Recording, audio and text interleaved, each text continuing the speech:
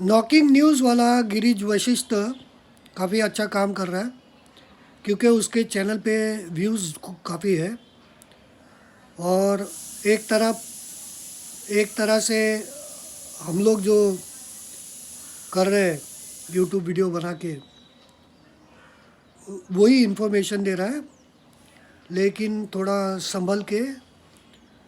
और मतलब उसके वीडियो डिलीट नहीं होते, कुछ हुए हैं और उसके वजह से सरकार एक्चुअल में क्या कर रही है और क्या चल रहा है बहुत सारे लोगों को पता चल रहा है।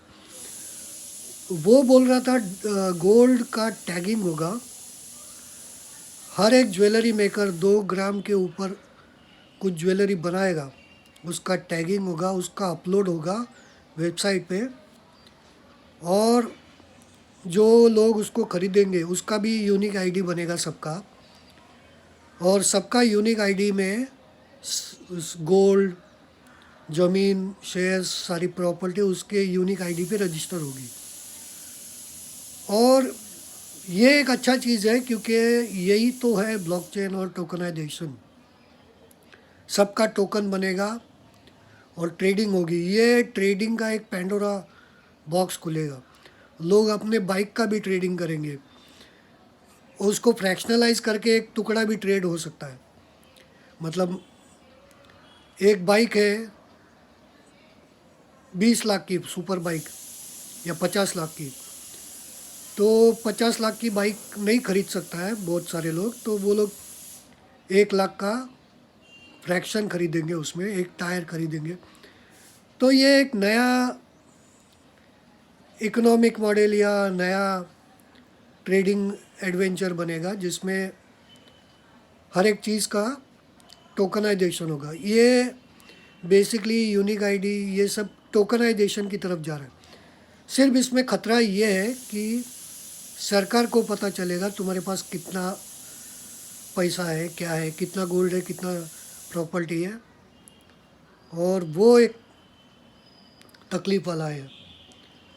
लेकिन इसमें कैसा, ज्वेलरी मेकर ज्वेलरी बनाएगा, वेबसाइट पे डालेगा और लोग उसको ख़रीदेंगे विदाउट टेकिंग डिलीवरी, और वो ज्वेलरी का यूनिक आईडी पे ट्रेडिंग होगा मार्केट में ऐसा, लेकिन ज्वेलरी उसके पास ही रहेगा।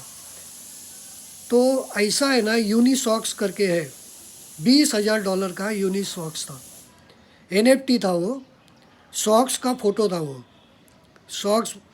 लेकिन उसमें तुम ओरिजिनल सॉक्स चाहिए तो सॉक्स भी ले सकते हो। NFT तुम्हारे पास रहेगा, एड्रेस डालेगा, तुम्हारे घर पे आ जाएगा सॉक्स। तो $20,000 का सॉक्स का फ़ोटो ट्रेडिंग चल रहा था उसका। और ये एक बेसिकली NFT की मैडनेस की शुरुआत है।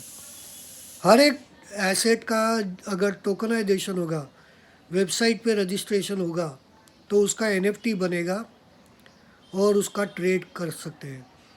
घर के कपड़ों का भी NFT बना के ट्रेड कर सकते हैं अगर उसको भी यूनिक आईडी दिया।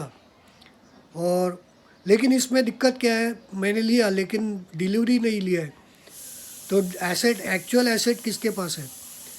लेकिन ज़्यादातर लोग जो ट्रेडर्स हैं they are not interested in asset. जैसे ऑयल खरीदते, कोयला खरीदते, सिर्फ वो बेट लगाते। तो मेजॉरिटी ऑफ पब्लिक सिर्फ बेट लगाती है। हर एक चीज़ का टोकन बनेगा, हर एक चीज़ का यूनिक आईडी अगर अपलोड होगा, कल को ये लोग बोलेंगे कपड़े को भी हर एक यूनिक आईडी डालो, ताकि कौन महंगा कपड़ा खरीद रहा है सरकार को पता चले। तो शर्ट बनेगा, कपड़ा बनेगा, उसका भी यूनिक आईडी बनेगा, तो उसका NFT बन सकता है और उसका ट्रेडिंग हो सकता है। तो ट्रेडिंग के दुनिया में बारिश गिरने वाला है ये टोकनाइजेशन और यूनिक आईडी रजिस्ट्रेशन के हिसाब से। आदमी को भी ट्रेड कर सकते हैं क्योंकि उसका भी यूनिक आईडी है। तो टोकनाइजेशन एक काफ़ी स्पीड में चल रहा है। ऑफकोर्स इसमें गलत चीज़ है कि सरकार को अगर पता चलेगा कि तुम्हारे पास कितना पैसा है और तुम्हारा यूनिक आईडी से तुम्हारा सारा एसेट्स कनेक्टेड रहेगा, एक बटन दबाएगी तुमको स्विच ऑफ कर सकती है। और ये पावर कॉरपोरेट के ज़रिए सरकार को जा रहा है। सरकार के हाथ में कुछ नहीं पावर है, कॉरपोरेट्स के हाथ में, क्योंकि सिस्टम वो लोग का है, सॉफ्टवेयर वो लोग का है, कंप्यूटर वो लोग का है। सरकार को कोई पूछेगा नहीं, और सरकार को at the end of the day corporate ही चलाते हैं।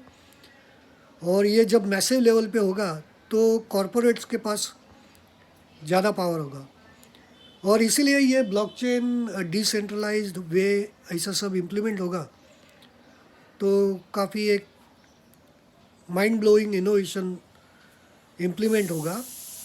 लेकिन एक कुछ कुछ ना कुछ कंट्रोल तो सरकार करेगी, लेकिन खतरा इस बात का है, अगर यूनिक आईडी से तुम्हारे सारे एसेट्स लिंक होते, तुम इवन अगर कपड़े का भी टैगिंग करेगा, यूनिक आईडी बनाएगा, और वो किसने खरीदा उसका एंट्री होगा, तो सरकार को पता चलेगा तुम्हारे पास कितने शर्ट है, कितने पैंट है, कितना गोल्ड है, कितना प्रॉपर्टी है, कितना कैश पड़ा है।